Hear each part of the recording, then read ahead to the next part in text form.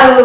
ఆదివారం ఆయన మీడియాతో మాట్లాడుతూ కుబేరా టైటిల్ ను తెలంగాణ ఫిలిం ఛాంబర్ లో రిజిస్టర్ చేసుకున్నామని, ఇప్పటికే షూటింగ్ పూర్తయిన ఈ సినిమా డబ్బింగ్ దిశలో ఉందని చెప్పారు.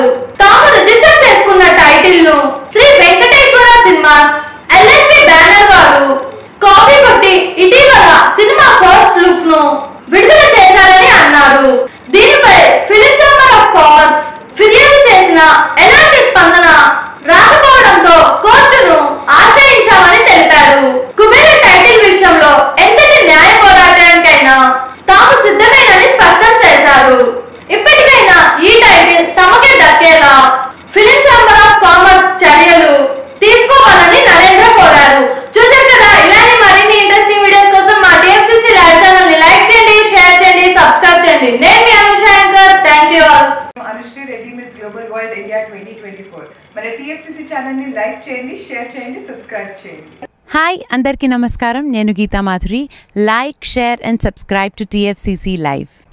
హాయ్, TFCC లైవ్ ఛానల్ని లైక్ చేయండి. హాయ్ ఎవ్రీబడి, యూట్యూబ్లో సబ్స్క్రైబ్ చేయండి, వ్యూ చేయండి, ఫాలో చేయండి for all news about Telugu films. TFCC live, don't forget, subscribe and like. Hi, this is Rashmi Thakur. Please like, comment, share and subscribe TFCC.